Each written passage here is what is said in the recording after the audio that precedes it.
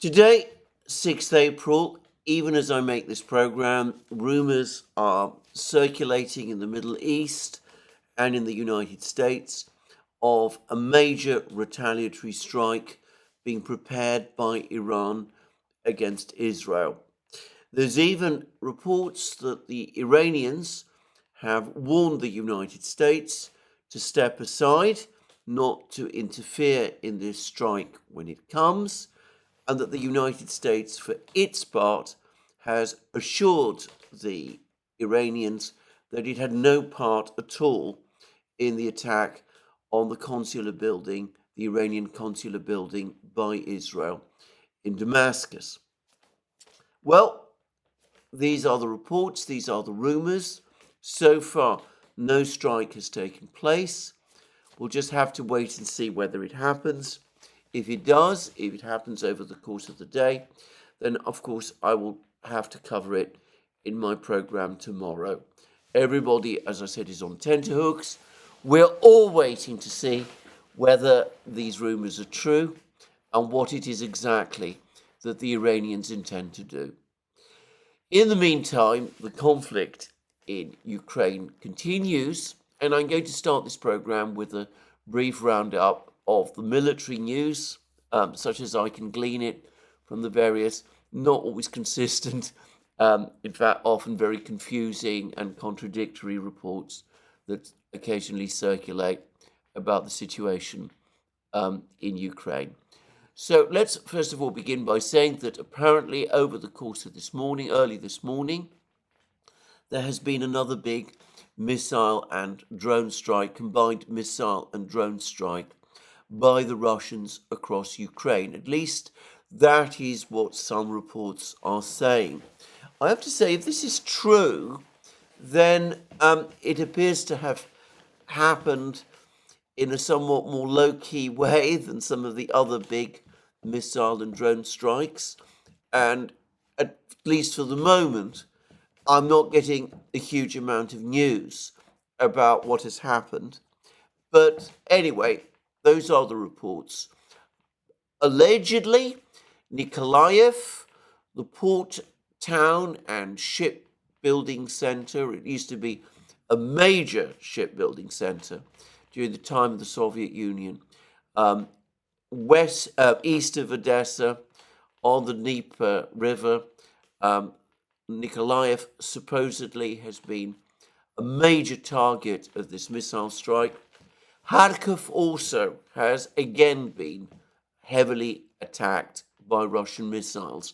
And there are reports that once more the city of Kharkiv is without electricity, without any electric power at all.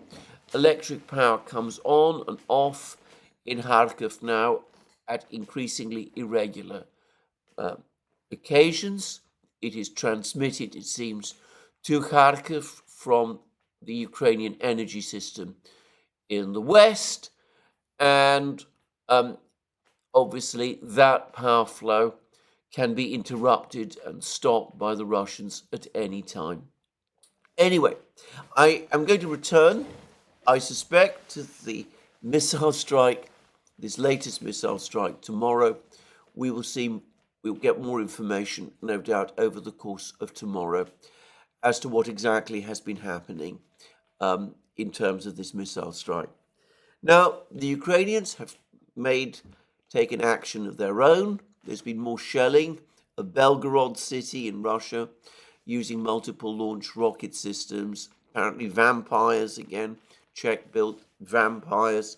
These rather advanced multiple launch rocket systems, which the Ukrainians have only a finite number of them, have been concentrated in the Belgorod area. The Russians have destroyed quite a number of them, but the Ukrainians still have some, and they continue to use them against Belgorod.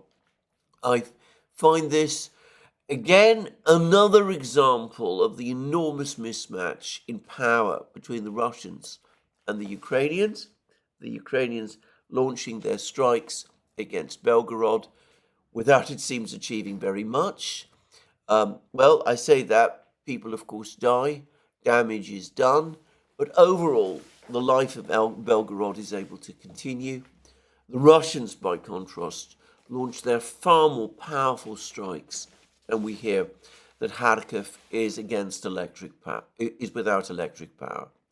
But perhaps more pertinently, we are also reading lots of accounts now about the supposed effect of the Ukrainian drone strikes against the Russian oil refineries. Now, there was an article a couple of days ago in Reuters claiming that 15% of Russian refinery capacity has been destroyed as a result of these drone attacks. We also I've been reading in various places that because of the sanctions issues, the Russians are supposedly having problems repairing the damage caused by these drone strikes. I know of absolutely no evidence at all, none, that corroborates these claims. Now, the first thing to say is that oil refineries are huge industrial operations. Again, I think people underestimate the scale of refineries, their size, their resilience against this kind of attack by relatively small drones. And of course, each one of these refineries is part of the gigantic Russian oil and energy and oil refining complex, which is spread out across the territory of what is by far the biggest country in the world. The Ukrainians can launch attacks on refineries. These are, as I said, huge facilities. It's probably all but impossible for the Russians to provide blanket protection to every one of their refineries. But it's most unlikely, it seems to me, that these attacks are doing more than pinprick damage.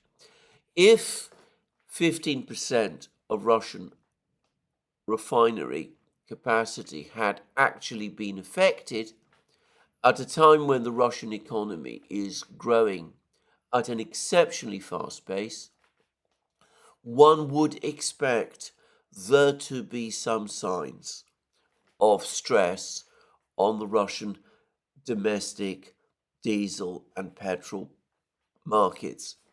I say that despite the fact that Russia obviously has massive overcapacity in diesel and petrol production.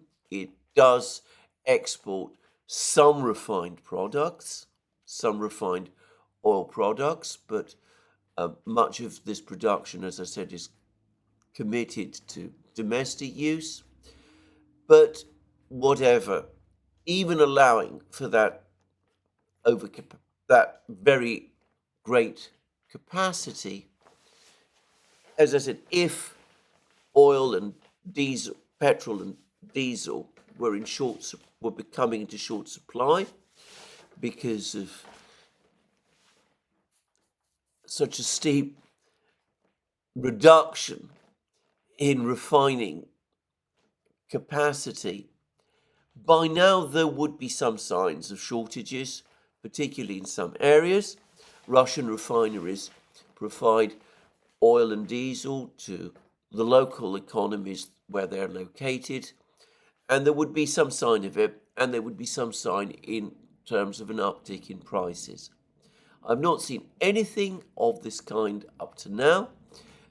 Even if the Russians were taking out petrol and diesel from their stockpile, there would be, as I said, I would have thought some signs, some reports that in some places petrol and diesel shortages exist. I say that because there have been instances in the last 2 years or so when it has become so attractive for Russian refiners to export petrol and diesel that there have actually been petrol and diesel shortages on the Russian domestic market. This has been actually a regular occurrence, even though it's caused not by drone strikes, but by market conditions. And the Russian government in those instances has actually stepped in and has imposed brief export bans on the exporting of petrol and diesel. In fact, I seem to recall that something rather like that was taking place just a few months ago. Again, I see no sign, no reports of anything like that kind, actually happening. As for the suggestions that the Russians can't repair the damage done by these drone attacks because of the sanctions, again, I think this is more fantasies. I can remember back in the spring of 2022, when around March 2022, a month after the sanctions were imposed, all kinds of reports were appearing in all kinds of trade journals and publications in the West saying that, yes, the Russians had managed to get through the first few weeks of the sanctions, but around June of 2022, when they finally ran out of spare parts, their stockpiles of spare parts became depleted, there would then be a massive plunge in industrial activity, and nothing of the sort happened. There was absolutely nothing like that happened at all, and that was, by the way, before the big imports from China and India and other places started to take place. In fact, as I also remember, in the summer of 2022, imports into Russia were actually falling. So the idea that, again, the Russians, with their enormous strength in depth in terms of engineering, are not going to be able to repair refineries. Refineries which ultimately are technologies, industrial systems, plants that are very, very well known to the Russians and which have, of course, existed for decades. The idea that the Russians aren't going to be able to repair their refineries within a few weeks is a fantasy. Anyway, I just wanted to say all of this. As it happens, over the last couple of days, we've heard less about Ukrainian drone attacks on refineries. No doubt they will resume. The Ukrainians have been resisting pressure from the United States to stop their attacks on the refineries, but the attacks on the refineries, they say, will continue. Perhaps American pressure will grow. Again, as I've said previously, I find this whole argument that the attacks on the refineries are causing a general increase in oil prices most strange, given the fact that most Russian exports of oil products are crude oil. And of course, if there is a reduction in Russian petrol and diesel exports, of which, by the way, also, so far, I've seen no evidence. I've not seen any evidence of that so far in trade journals. Maybe we'll see it eventually. But assuming that there is no fall assuming that there is a fall in petrol and diesel engines exports, the Russians, of course, will substitute for that by increasing exports of crude oil. But anyway, whatever. The fact is that prices of crude oil have indeed been rising over the last few weeks, a fact that will certainly be of concern to the Biden administration as we move towards an election year. But again, I don't think this has anything to do with these Ukrainian attacks on the Russian oil refineries. In my opinion, this is all a big story. The facts don't, however, remotely justify some of the claims that are being made about it. Of course, might be that the Ukrainians get lucky, that one of their drones does more damage over the next couple of days. We'll just have to wait and see. But I suspect that Reuters and the Carnegie Institute, who've been coming up with these figures, probably haven't been consulting with the right oil industry engineers, whom I think, if they did consult, would probably be telling them a rather different story. Anyway, to move on, that's the situation as of this morning. A big Russian missile strike, Ukrainian attacks on Belgorod, claims yesterday, by the way, that the Ukrainians had struck a Russian airbase and had destroyed 6 Russian aircraft at that airbase. Apparently, satellite photos of that airbase appeared shortly after, and they show no sign of any damage at that airbase at all.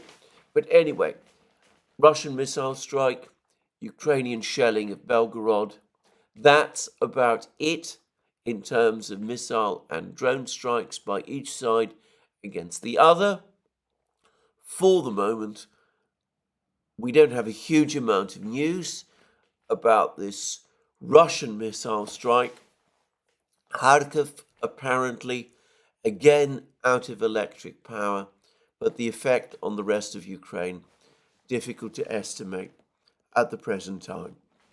Elsewhere on the battle lines, the fighting continues, and as far as I can see, most of the fighting now is concentrated in 3 places. In the Bakhmut area, with the Russians now advancing, or at least attacking, Chasov Yar, the Avdiivka area, where the Russians are now clearly focusing on Pervomaisky, and the Siversk area, where there's reports are, it must be said, a lot more vague as to exactly what is going on, but where it does seem as if the Russians are gradually encircling the village of Belogorovka in Lugansk region and continue apparently to advance along the railways from the south towards Siversk itself. I'm not going to spend more time on discussing what's going on in Siversk, in the Siversk region area, because Russian war reporters are now overwhelmingly focused on what's going on in Chasov Yar. We're getting an awful lot more information about the fight there, and for that reason, events around Siversk are to some extent being underreported. And given that they are underreported, and given that I am dependent on the reports of others, I don't have a great deal to say about the situation around Siversk. I will say, I do think that this is an important direction. If Siversk, as I said, is captured, which at some point, of course, it will be, but if Siversk is captured reasonably soon, at some point within the next, say, 3 months, then, as I said, that will affect the future of operations in northern Donbass and southern Kharkiv region, and will have a significant impact on the future course of the war. But in the meantime, let me return to the place where the greatest attention now is, and that is Chasov Yar. And yesterday I spoke about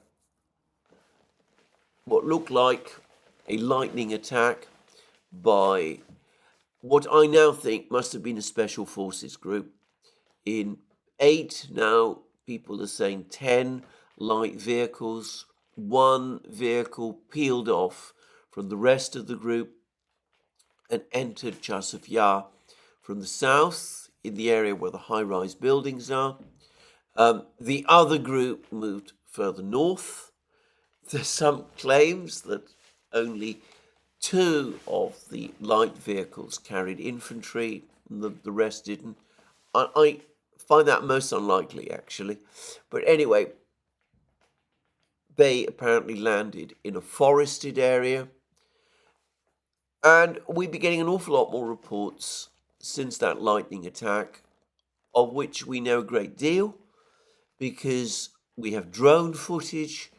In my discussion of that drone footage yesterday, I said that it seemed as if the Russians had made that footage.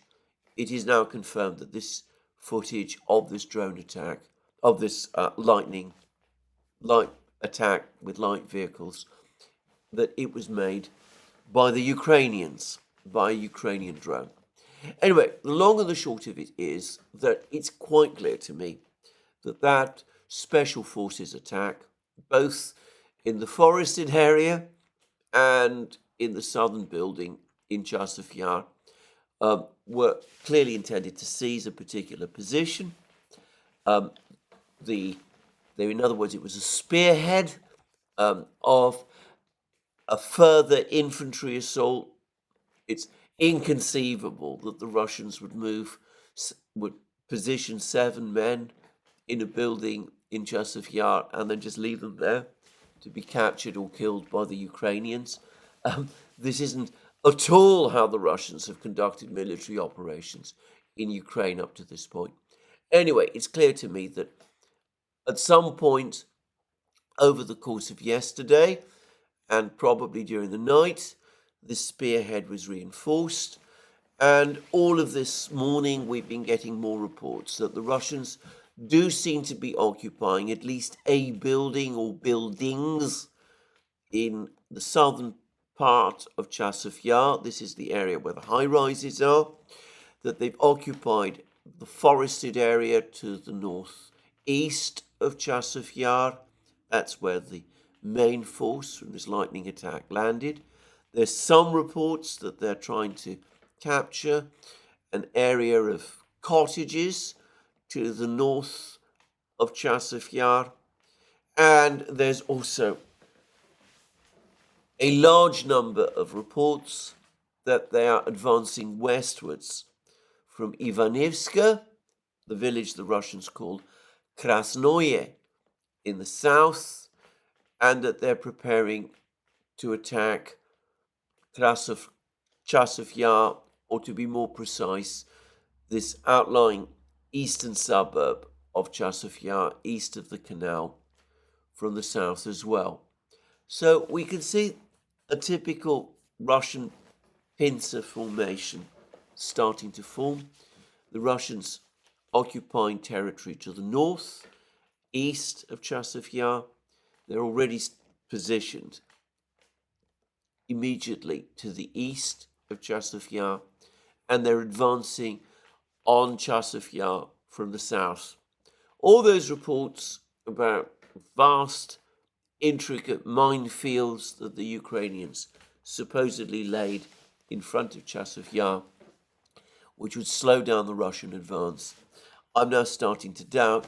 It looks to me as if this was just a story which perhaps the Ukrainians themselves circulated in order to slow the Russians down, in order to deter the Russians from the advances that we have seen.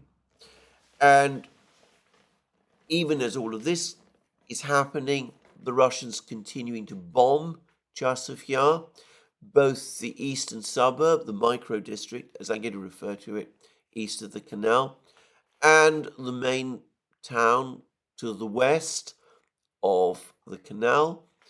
And they're also deploying large numbers of drones in the area to the west of the micro-district and in the town itself.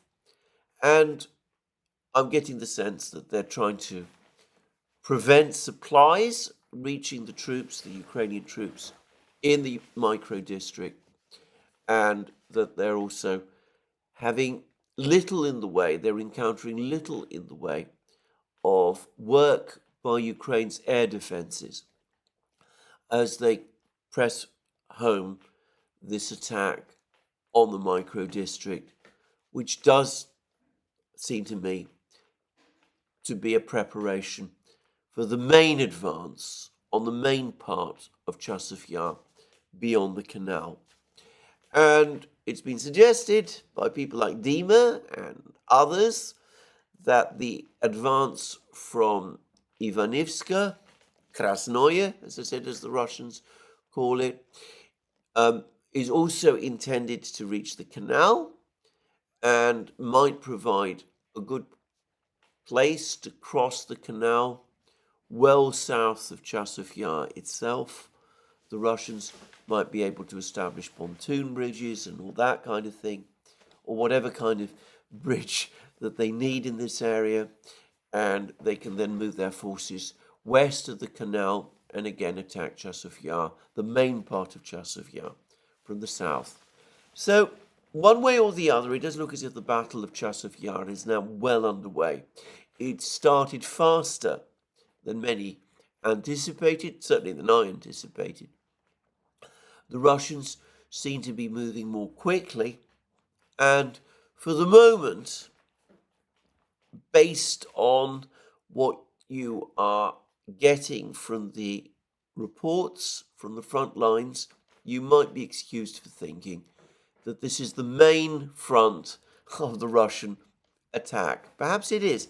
Perhaps this is the place where the Russians are concentrating the most force on the front lines at the moment. Chasov Yar does look as if it is an important place. The Russians do presumably want to capture Chasov Yar and will focus a large part of their forces in doing that. But it must be said that one can't be certain of this. The Russian military keep their secrets, as I've discussed many times. And for the record, I think what's going on in Avdiivka and Pervomaisky and Krasnogorovka and such places probably is at least as important as far as the Russian military are concerned as Chasov Yar, the fight for Chasov Yar itself. But anyway, there we are. It does look as if the Russians have gained a great deal of ground around Chasov Yar recently, that they've, as I said, advanced from the south, from Ivanivska, and occupied a large area of ground immediately to the south of Chasov Yar, that they've broken in to the south, perhaps occupy one of these apartment buildings or part of one of these apartment buildings there. The Special Forces unit managed to capture some ground and has probably been reinforced since. And the Russians seem to have cleared up in the north.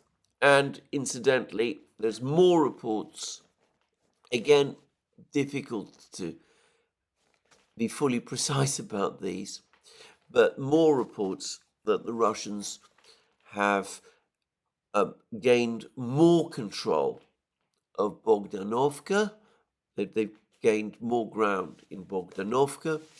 The Ukrainians there supposedly are pulling back. Given the situation around Chasov Yar, I would have thought that would be the logical thing for the Ukrainians to do. There's even some reports that the Russians are now in full control of Bogdanovka, but there's been no confirmation of this from the Russian Defense Ministry. And given that there were reports many months ago that the Russians had captured Bogdanovka, which turned out to be untrue, perhaps we should wait to have that confirmed.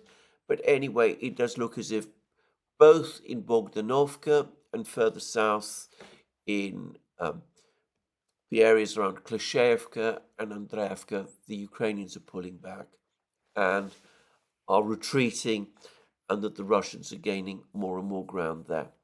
Now, I ought to say that I mentioned at the start of the program that we don't sometimes getting lots of contradictory information. One example of contradictory information is about Ivanivska. The Russian Defense Ministry, about a week ago, I think it was a bit longer than that, actually, reported that Ivanivska, Krasnoye as they call it, had been fully captured. There are some commentators who still claim that the Ukrainians are still holding on in some part of Ivanivska. Looking at the overall development of the situation around Bakhmut, I think that is extremely unlikely to be the case. I am sure that Ivanivska is fully under Russian control. So let's now move to that other place where the fighting seems to me to be the most intense.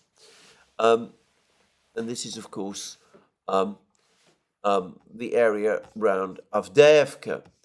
And here we've now had confirmation this yesterday from the Russian Defense Ministry that Vodyane, the northern part of Pervomaisky, in other words, has indeed been fully captured by the Russian army. And I think this effectively confirms the reports about Russian advances west of Toninka and Orlovka, reaching Umanskoye and the other village to the south of it. And it looks as if, as I said, these Russian advances have indeed happened. There is a lot less reporting now from Berdichi and Semyonovka. I understand that there is still fighting going on in both of these places.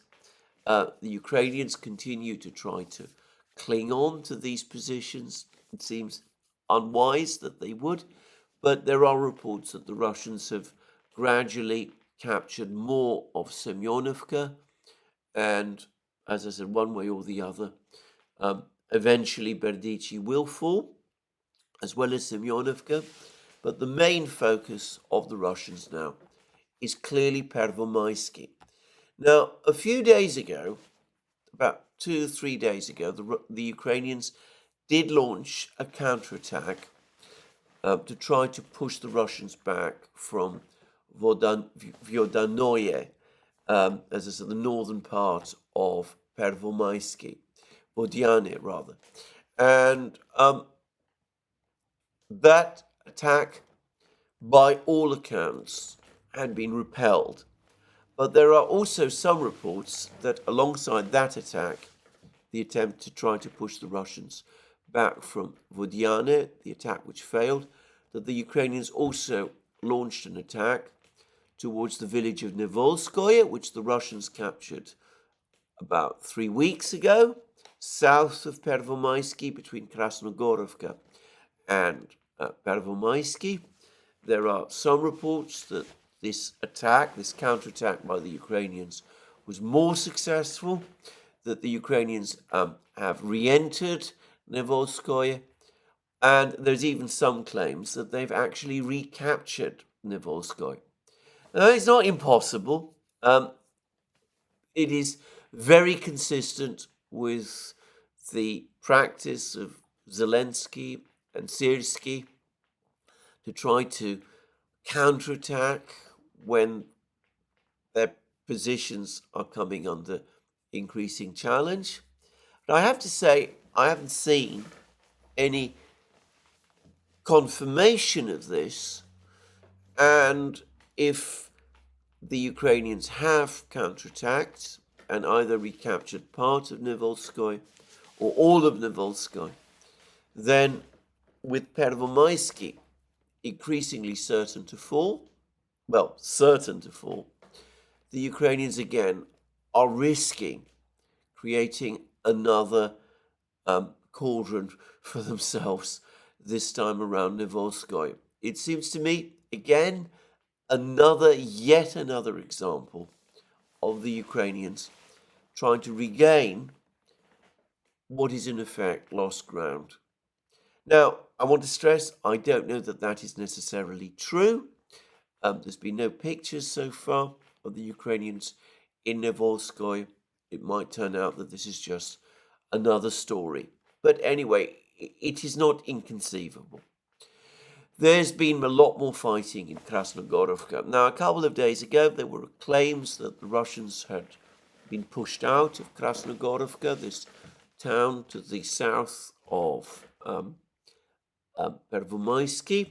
Some reporters on the Russian side, who claimed that the Russians had been pushed out of Krasnogorovka, now say that the Russians have broken into Krasnogorovka again, and that they're once again occupying positions in the south. I think that the reason the Russians are in the south of Krasnogorovka is not because they were driven out and then came back, but because they never left. I think that there is a lot of confusion. People still get confused by the fluidities of these battles. They assume that because the Russians or the Ukrainians are present in one part of a town, that means that the other side isn't present there also. I think there's been intense fighting in the south of Krasnogorovka, where most of the Ukrainian troops apparently come from the 3rd Assault Brigade, in other words, the Azov Brigade, which means that they would be tough and well-motivated troops, if nothing else.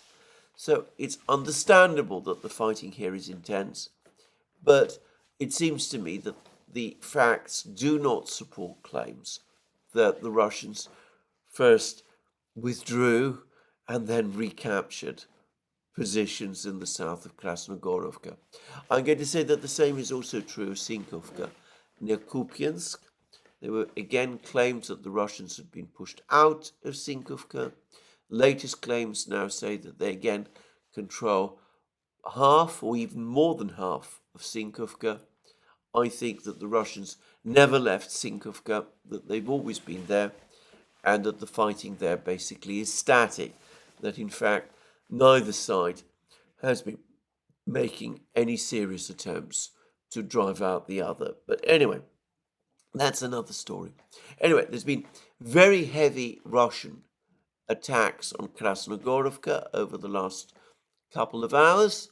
Extremely heavy bombing. The Russian Air Force has been dropping FAB 1500 bombs on Krasnogorovka.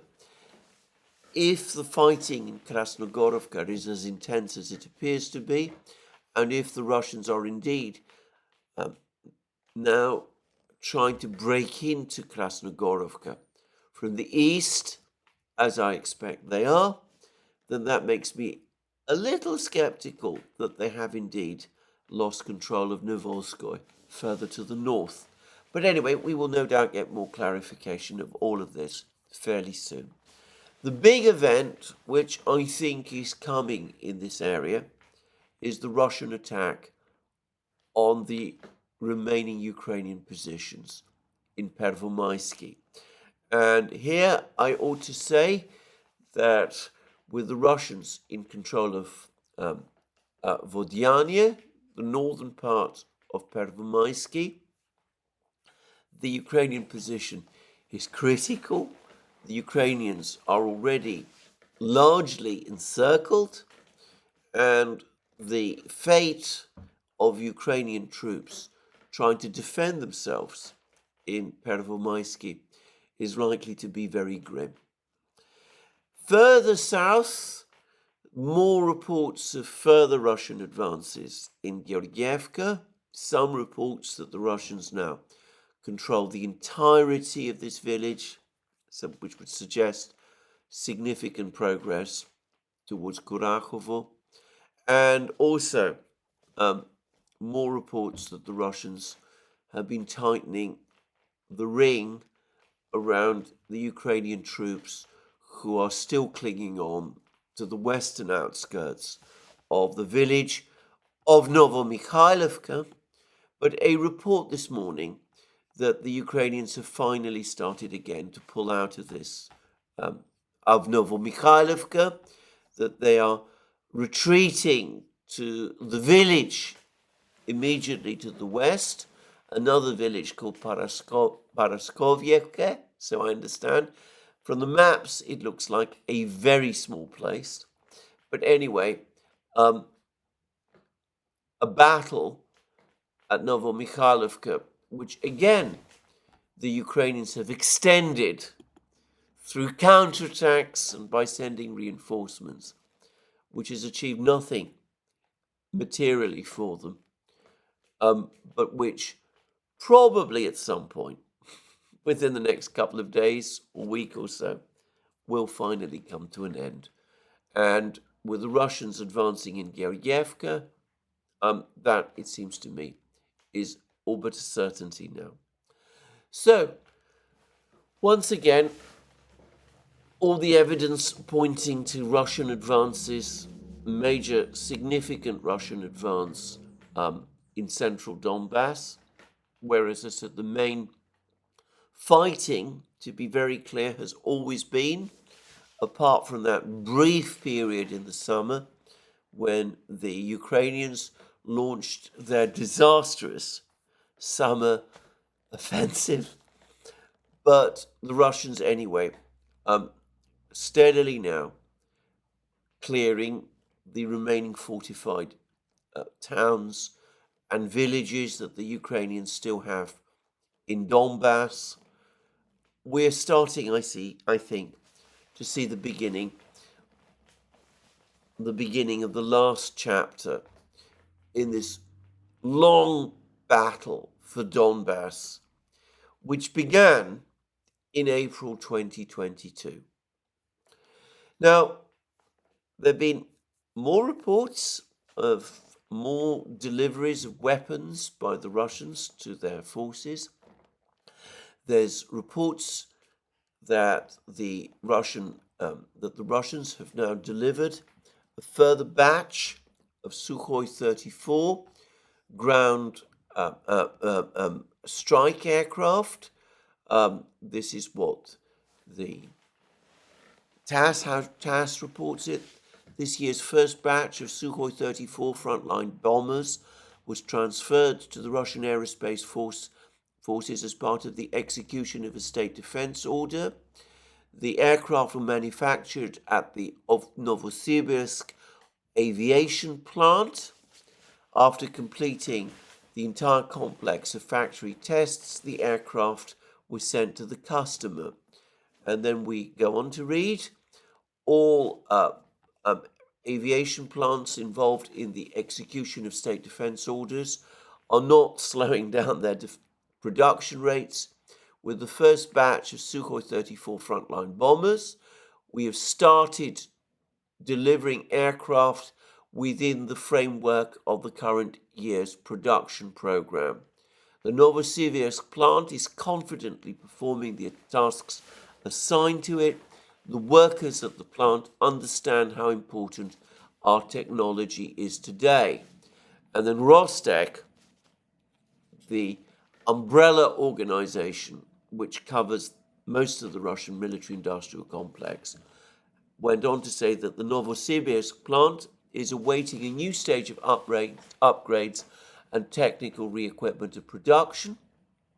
The enterprise will be provided with a stable workload, both for state defense orders and for promising projects. That's an interesting thing. One wonders what that means altogether. We plan to attract new employees. This year alone, we need to recruit more than 1,000 production workers and engineering specialists. This, by the way, against a backdrop where the unemployment rate in Russia has now fallen to 2.8%. And one does wonder where these new workers are going to come from. And one way or the other, it's impossible that what will happen is that Russia isn't going to start attracting more guest workers. I suspect that in the defense industry plants, most of the jobs will be taken by skilled workers and technicians, which means effectively Russians, but that guest workers will increasingly start to play a bigger role in the civilian economy, perhaps doing the less skilled work, but also perhaps working in things like car factories and that sort of thing. Just say. Anyway, that's some news, as I said, on the military production side. Intriguingly, there's a report by TASS that the T-14 Armata tank is now going to enter service with the Russian military in the second half of this year. And TASS reports one of their sources saying the Armata is currently undergoing state and troop trials, and if they're successfully completed, the tank may enter service with the Russian army before the end of 2024, one source said. Another source confirmed this information to TASS, adding that during the trials, particular attention was paid to the performance of those systems and mechanisms which previously drew criticism from the client being, of course, the Russian army.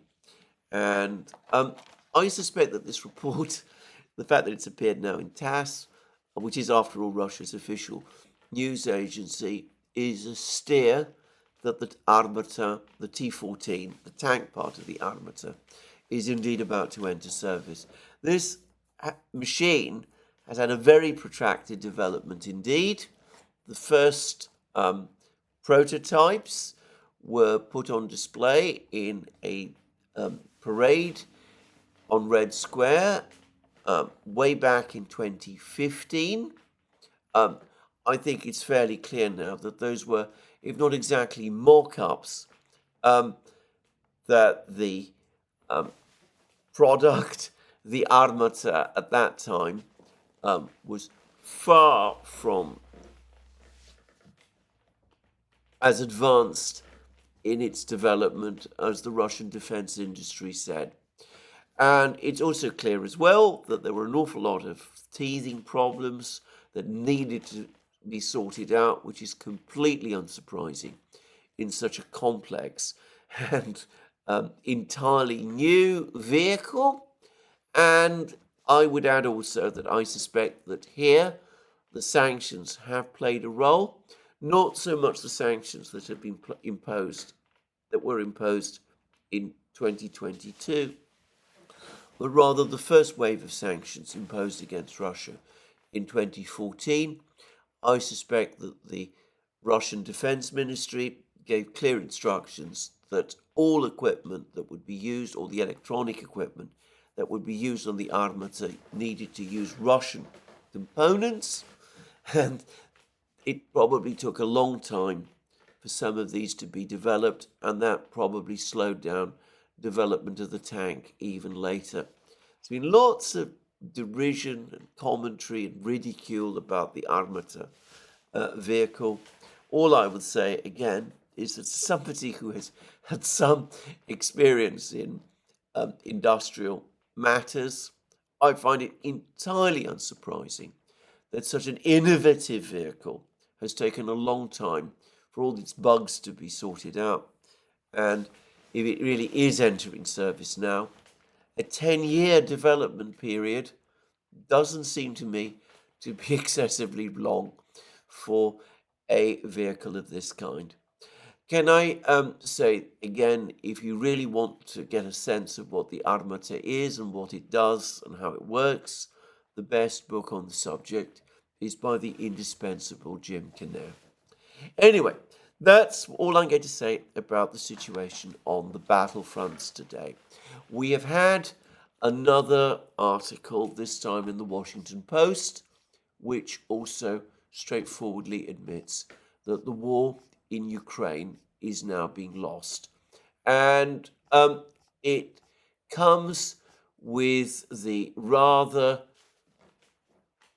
ominous title, "With no way out of a worsening war, Zelensky's options look bad or worse." And then there's a lengthy account about how bad the situation has become, that Zelensky has said that Ukraine will accept nothing less than the return of all its territory, including land that Russia has controlled since 2014, but with the battle lines changing little in the last year. That, by the way, is not true. Militarily retaking the swathes of East and South Ukraine that Russia now occupies appears increasingly unlikely. And then we're told something which, by the way, is also now increasingly not true, that the Ukrainian public is hugely opposed to surrendering territory, and Putin, of course, shows no willingness to accept anything short of Ukraine's capitulation to his demands. And then we have this: the status quo is awful, with the fight now a grinding stalemate, which, again, lots of reporters have told this is not the case. In fact, Ukrainians are dying on the battlefield daily, but a ceasefire is also a non-starter because it would just give the Russians time to replenish their forces. So, as I said, very confused article in some respects. Can't quite admit the full gravity of the situation, but nonetheless, the gist is clear. And then the Washington Post article goes on to say that Ukrainian and Western officials view Zelensky as largely stuck. Aid from the United States has been stalled for months by Republicans in Congress. Previously approved modern fighter jets, they're not particularly modern. The US-made F-16s are expected to enter combat this year, but in limited quantity, meaning that they will not be a game changer. NATO countries are still exercising restraint in their assistance, which is, again, hardly true, actually, evidenced by the recent uproar after French President Emmanuel Macron said European nations should not rule out sending troops. And then we have a Ukrainian lawmaker, unnamed by the way, quoted as saying this: "How will Zelensky get out of this situation? I have no idea, and of course it concerns me."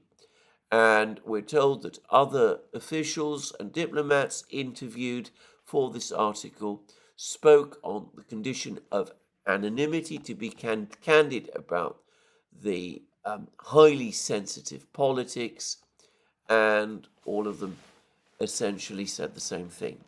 And the best, apparently, that Ukraine can hope for is a long war.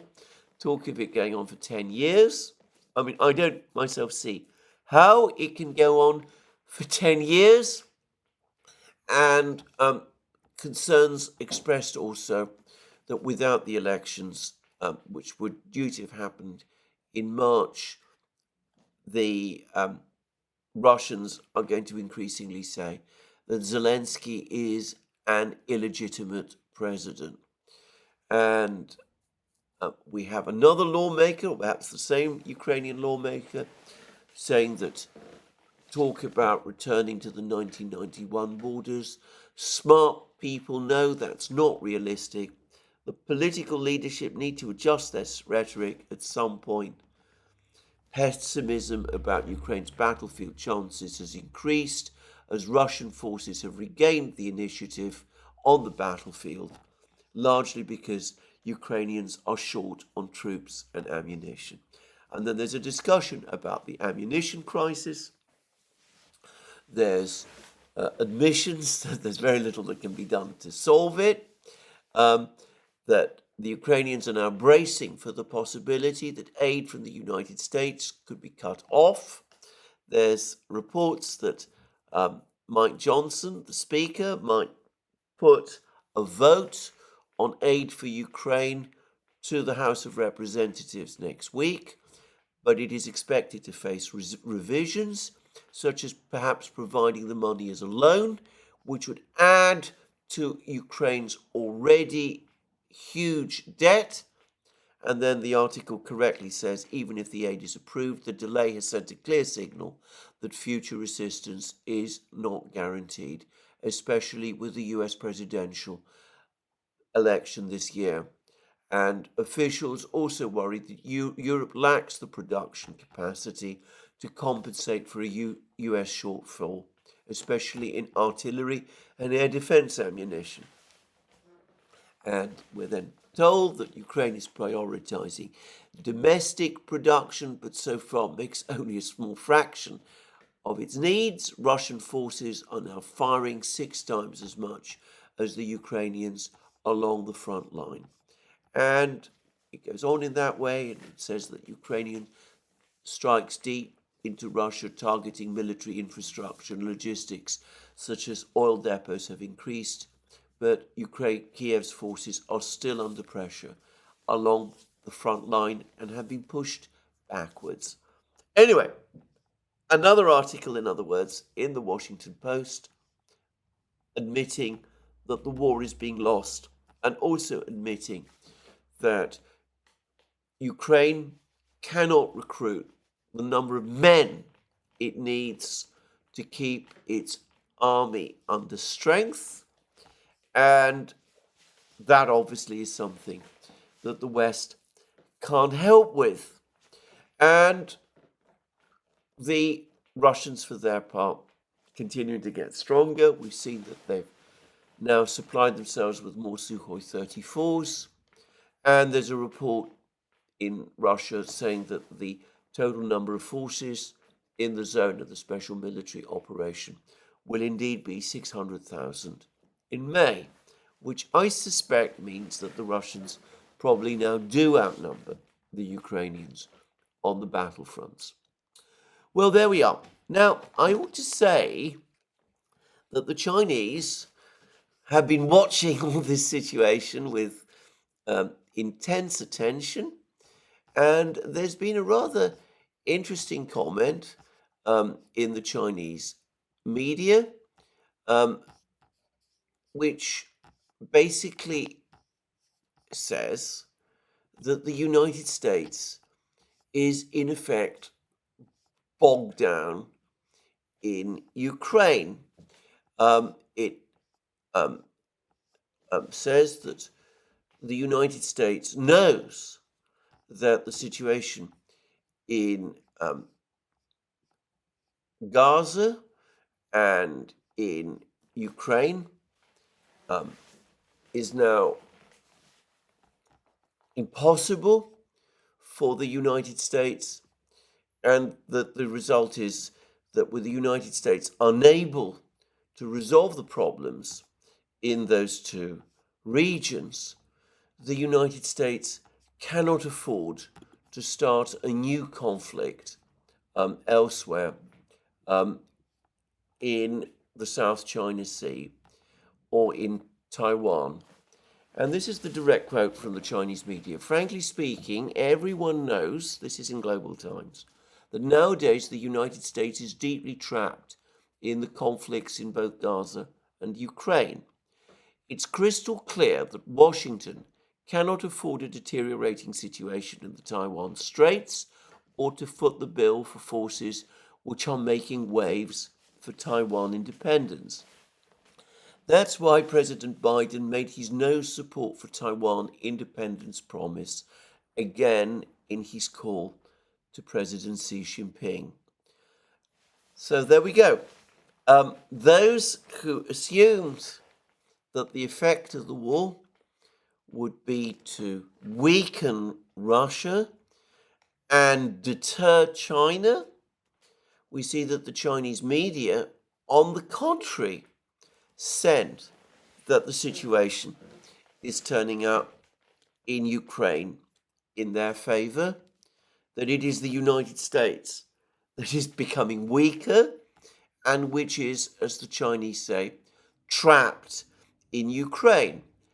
And the Chinese media have been discussing now extensively the discussion between Biden and Xi Jinping. And they're making it fairly clear that they think that it was indeed Biden who acted as the supplicant. There's been more commentary about the fact that the Americans did try to persuade the Chinese to ease off on their support for the Russian economy.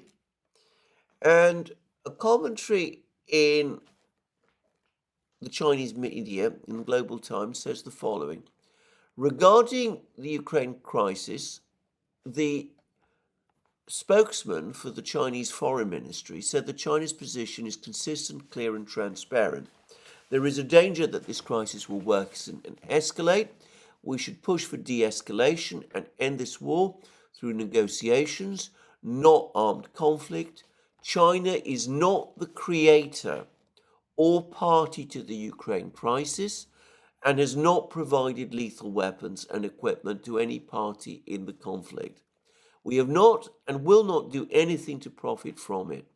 Other countries should not smear and attack the normal state-to-state relations between China and Russia, should not harm the legitimate rights and interests of China and Chinese companies, and should not unreasonably blame China and provoke confrontation. And then in a commentary on those words, Global Times quotes a Chinese expert as saying, "The United States sometimes pretends to be a gentleman in its diplomatic rhetoric, but acts like a villain, and this two-faced nature is apparent to many countries." So it's the United States that's sending weapons and is escalating the situation in Ukraine, not China. China will not take any step at all that might affect its relations with Russia, which it highly values. And in the meantime, it's for the United States, not for China, to take the steps to de-escalate the crisis in Ukraine. China did not create that crisis. It is not supplying weapons, and it is the United States that is doing all of those things. And as for threats from the United States to pressure China, commentaries again appearing in the Chinese media saying that actually it is the United States which needs China more than China needs the United States. And, well, I read this long article in Global Times, Yellen's trip, because one of the purposes of President Biden's call to Xi Jinping was to get him to agree to allow Secretary Yellen to visit China. Yellen's trip, eyes on further stabilizing China-US ties. This is the title in Global Times of this article. Washington needs Beijing's cooperation to resolve national debt crisis. US should speak nicely when seeking help from China. So what the United States needs from China is for the Chinese to go on buying American debt, which is growing at the rate of $1 trillion every 100 days. That gives the Chinese the whip hand in the relationship. American threats to impose sanctions on Chinese companies over the China-Russia trade really don't impress or frighten the Chinese. Now, there might be some degree of bluster in some of these Chinese comments, but overall, I have to say that I think that the Chinese are probably right. At this juncture, with the election coming, with the situation very tense around the world, it is the Chinese who sense that they are in the stronger position in this relationship with the United States. Indeed, I recall Professor Mearsheimer saying on 2 occasions in 2 separate programs that we did with him, Glenn Deason and I, which have appeared on the Duran, I recall Professor Mearsheimer saying that with the United States so deeply involved in Ukraine and in the Middle East, and we see that the Chinese are talking about the United States trapped in those 2 crises, well, the United States would not want another crisis with China over Taiwan or in the South China Sea. And the Chinese, after the Biden Sea call, appear to have come to the same conclusion.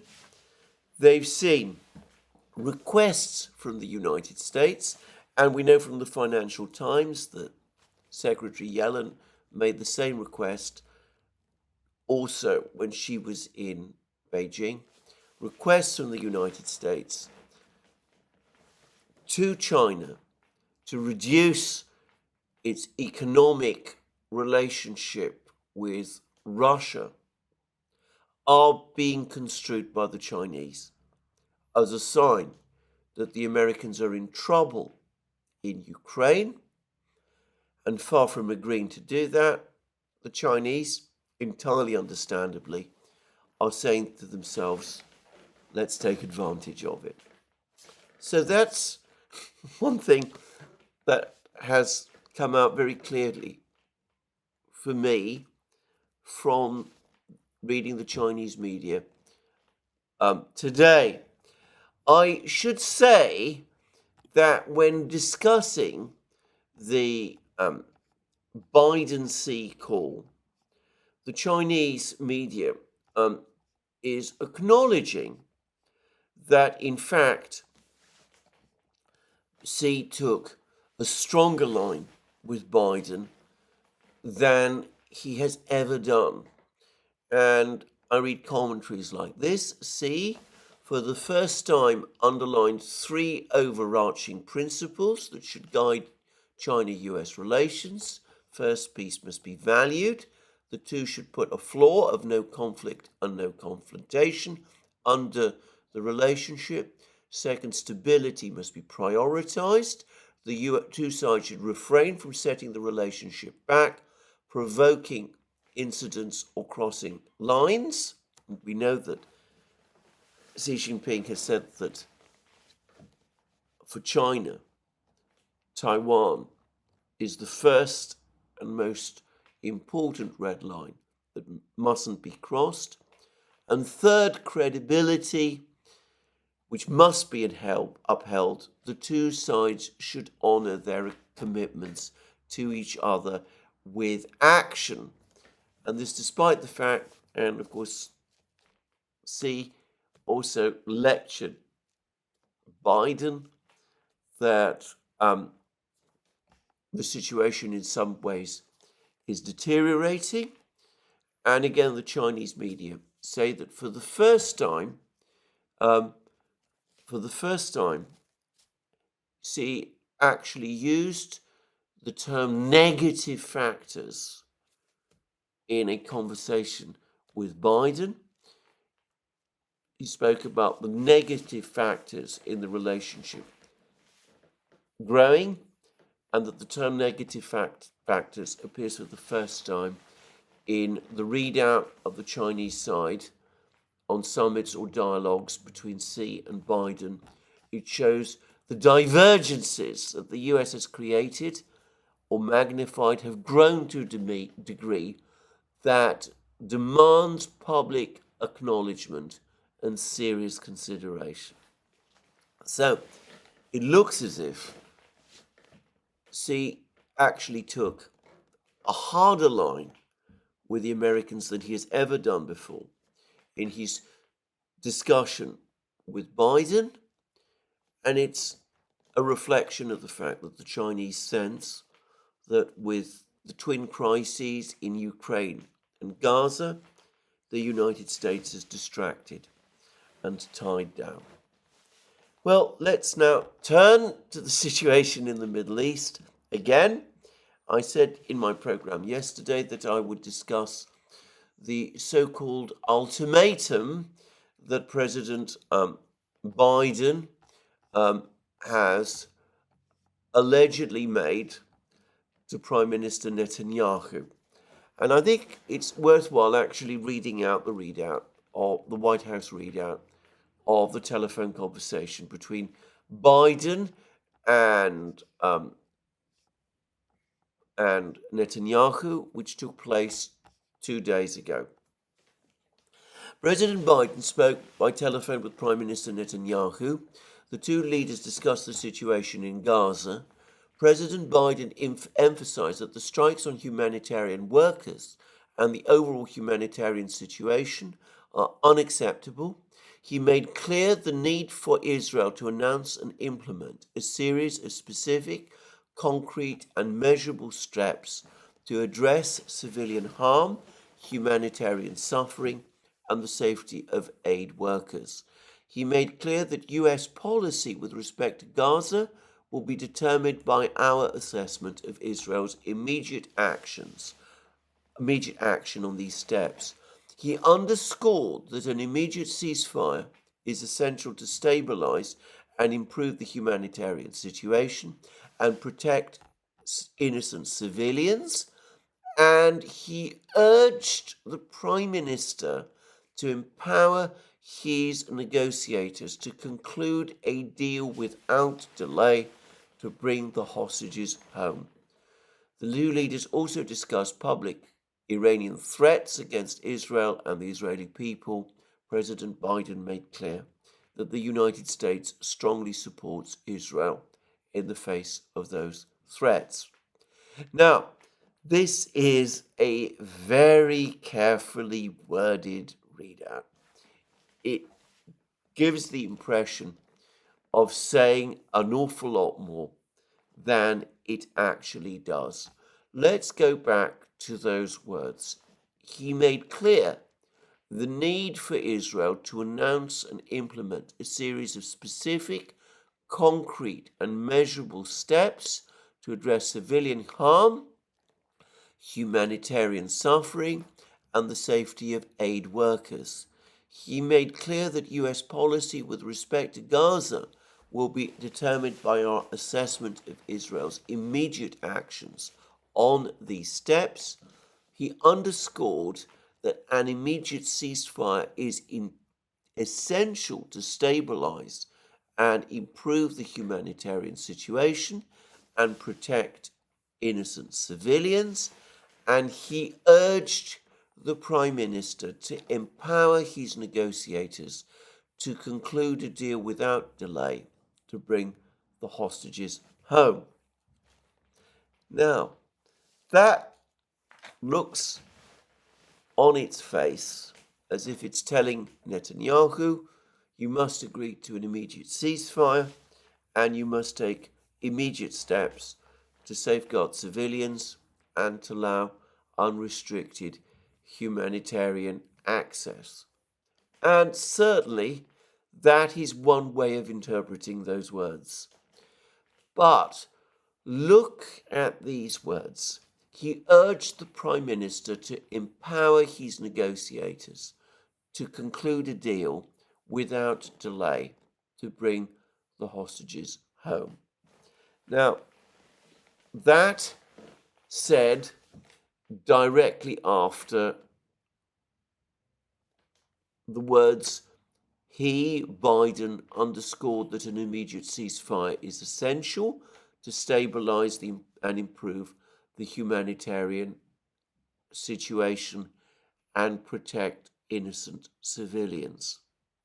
He's not telling Netanyahu here that Netanyahu must himself announce an immediate ceasefire. He's not saying that the United States is going to impose an immediate ceasefire on Israel. What he's telling Netanyahu is to empower his negotiators to conclude a deal without delay. And then it throws in the words to bring the hostages home. So a casual reader might think that the deal is to bring the hostages home, not to agree the ceasefire. But it's clear to anybody who is familiar with the situation that the question of the hostages, the release of the hostages, and the ceasefire is linked. that Hamas is very unwilling to release the hostages unless Israel agrees, not just to an immediate ceasefire, but to an indefinite ceasefire.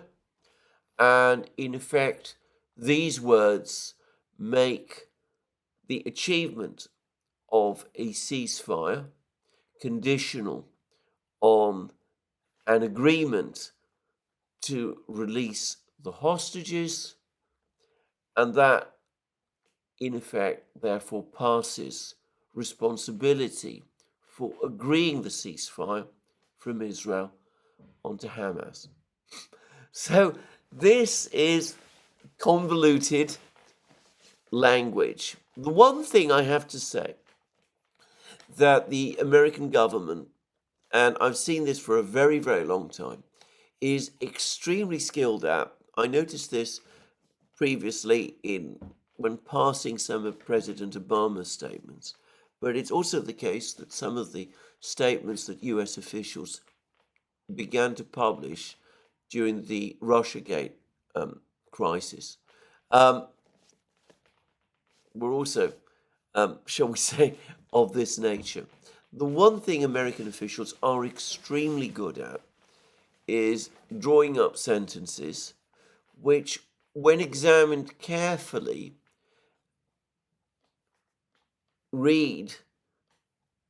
give the impression, shall I say, of meaning more or less than they really say. I don't think these words change anything. There have been protracted negotiations going on for weeks, months in fact, through using Qatar as a mediator to try to agree a ceasefire and the release of hostages. The Israelis adamantly refuse an indefinite ceasefire. Hamas adamantly insists that the hostages cannot be released until Israel does so.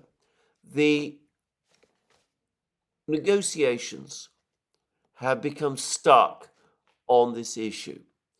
And Biden isn't telling Netanyahu to do anything other than what Netanyahu is already doing, which is to continue to negotiate via Qatar to achieve that immediate ceasefire, which will result in the release of the hostages, which, as I said, is conditional from Hamas's side on that ceasefire being indefinite, which Israel refuses to agree to.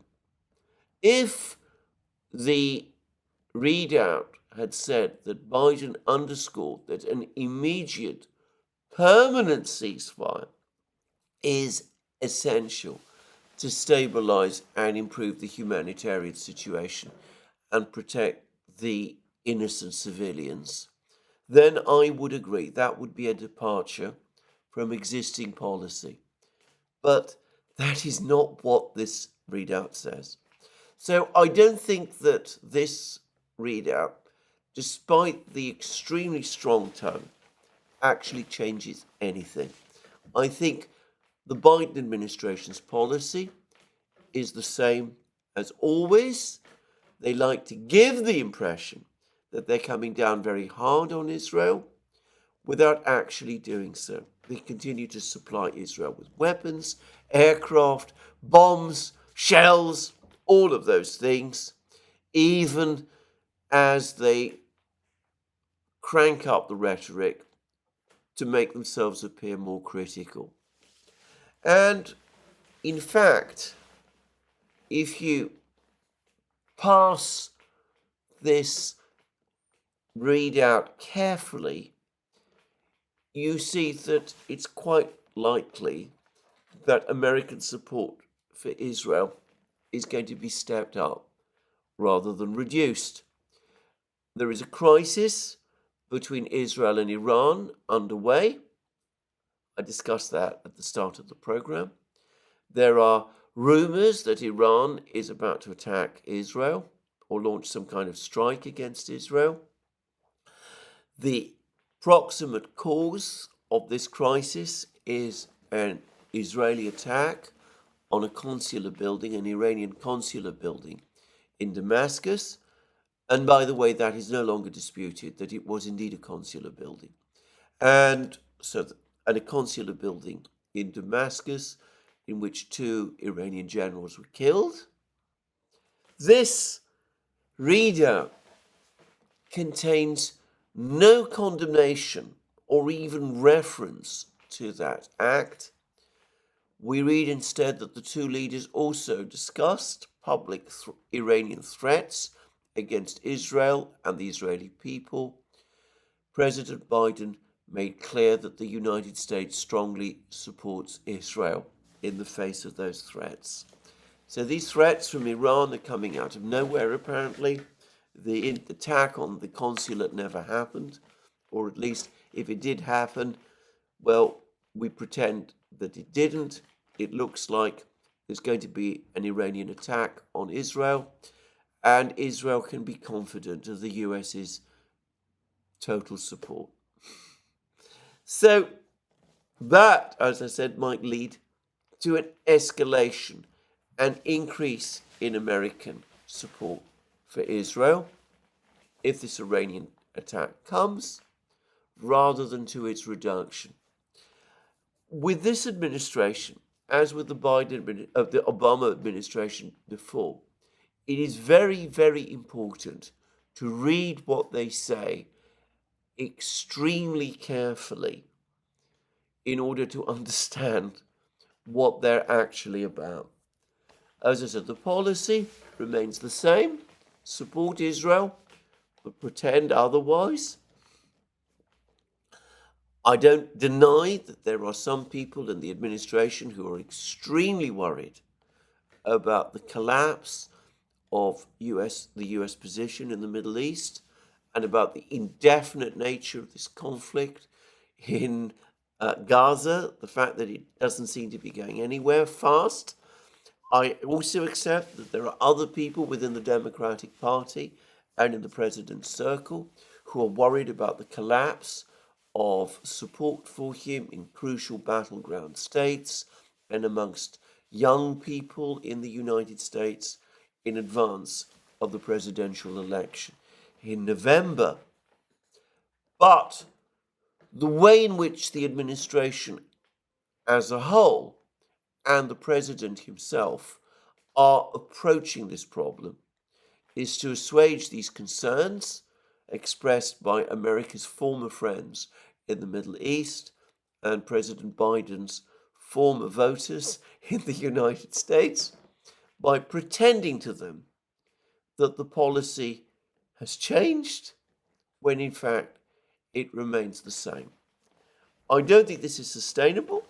I don't think that this is helping Israel in practical terms at all. I think it is doing terrible damage to the US's overall position, but there it is. Anyway, on that note, I'm going to end my program today. There will no doubt be more developments over the next couple of hours, certainly in the war in Ukraine, probably mostly in Chasov Yar. We'll see what happens, whether there is this big attack by Iran on Israel, and we'll see how Israel responds. All I will say is, of course, if there is a general war in the Middle East, that will be an absolute disaster for everyone other than possibly Prime Minister Netanyahu. It would certainly be, by the way, a further disaster for Ukraine, which would find itself competing again with Israel for military equipment and aid from the United States. But anyway, we'll have to wait and see whether that does actually happen. We'll have to wait and see what the Iranians do.